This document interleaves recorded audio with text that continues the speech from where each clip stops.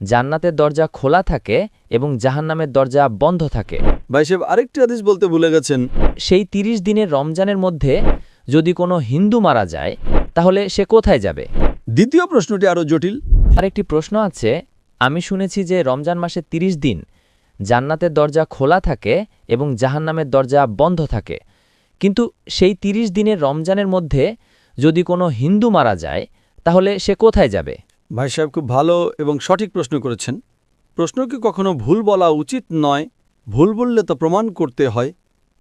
ভাই সাহেবের প্রশ্নটি হলো, তিনি হাদিসের উদাহরণ দিচ্ছেন। অনেক হাদিস আছে আল্লাহ রাসূল সাল্লাল্লাহু আলাইহি ওয়াসাল্লামের, বুখারী এবং অন্যান্য হাদিস আছে যে রমজানে আল্লাহ সুবহানাহু ওয়া তাআলা জান্নাতের দরজা খুলে দেন এবং জাহান্নামের দরজা বন্ধ করে দেন। ভাই সাহেব আরেকটি হাদিস বলতে ভুলে গেছেন যে শয়তানও বন্দী থাকে। তো তিনটি বিষয় একসাথে, আল্লাহ সুবহানাহু ওয়া তাআলা শয়তানকে বন্দী করেন। তো ভাইয়ের প্রশ্ন হলো, যদি রমজানে ৩০ দিনের মধ্যে কোনো হিন্দু মারা যায় তাহলে সে কোথায় যাবে? অনেকে প্রশ্ন করে, শয়তান শিকলে বাঁধা থাকে, শৃঙ্খলবদ্ধ, কড়া, হাত কড়া তো বলতে পারবো না, কড়া কড়া শিকলে বাঁধা। শয়তান শিকলে বাঁধা থাকে, তবুও আমরা দেখি গুনাহ হচ্ছে। যদিও রমজানে গুনাহ কম হয়, তবু গুনাহ তো হয়, তাই না? তো শয়তান শিকলে বাঁধা থাকে, তাহলে গুনাহ কেন হয়? এটাও একটা প্রশ্ন কি না? যদি শয়তানকে আল্লাহ তাআলা শিকলে বাঁধা রাখে রমজানে, আমরা দেখি তবু চুরি হয় কি না? কম হয় কিন্তু হয়। তবু লোকেরা মদ্যপান করে, কম পান করে। যখন শয়তান শিকলে বাঁধা, তবে কেন এই ভুল হয়? কিভাবে এই গুনাহ হয়? প্রথম প্রশ্নের উত্তর হলো যে জাহান্নামের দরজা বন্ধ থাকে, জান্নাতের দরজা খোলা থাকে। যদি কোনো হিন্দু রমজান মাসে মারা যায় তাহলে কোথায় যাবে?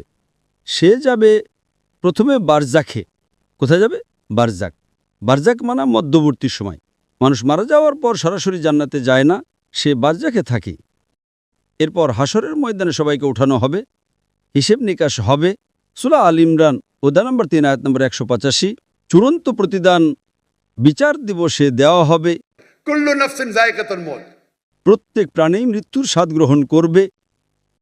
চূড়ান্ত হিসেব নিকাশ হবে বিচার দিবসে, কিয়ামতের দিন। আর যে ব্যক্তি জাহান্নামের আগুন থেকে বেঁচে যাবে এবং জান্নাতে যাবে, সেই এই দুনিয়াতে সফলতা লাভ করবে। এটি কোরআনের আয়াত।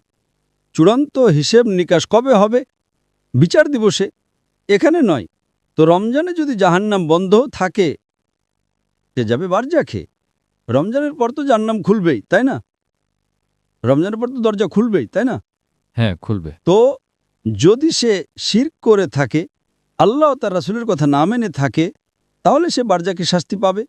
জান্নাতের দরজা খোলা থাকবে, জাহান্নামের দরজাও খুলে যাবে।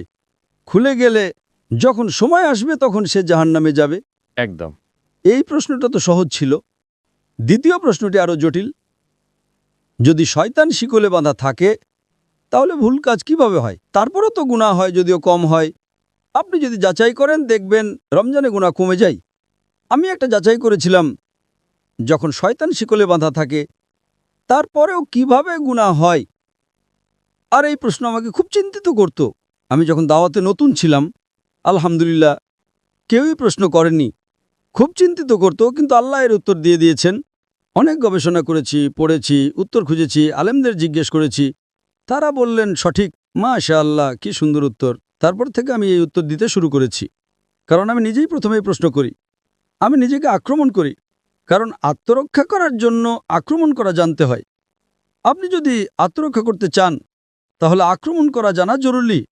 আপনি যখন বিতর্ক করেন, আপনাকে যদি কোরআনকে রক্ষা করতে হয় তাহলে আক্রমণ করাও শিখতে হবে।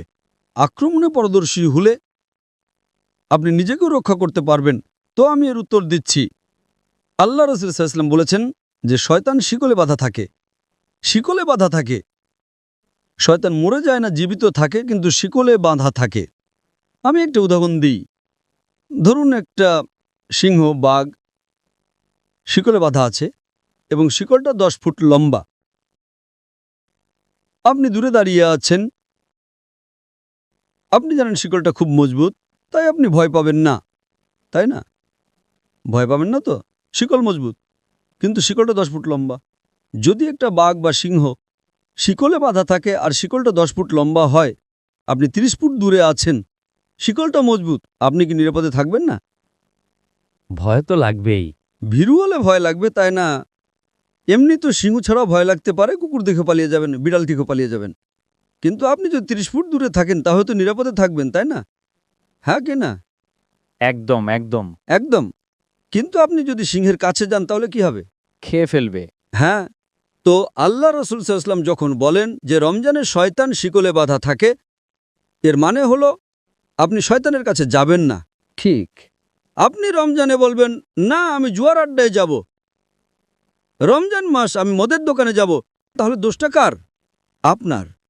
তাই রমজানে শয়তানের শক্তি কমে যায়, কিন্তু শয়তান মরে যায় না। শিকলে বাঁধা থাকে মানে আপনি যদি দূরে থাকেন তবে নিরাপদ, কিন্তু আপনি যদি সিংহের মুখে হাত দেন, সে শিকলে থাকলেও তো আপনাকে খেয়ে ফেলবে, তাই না?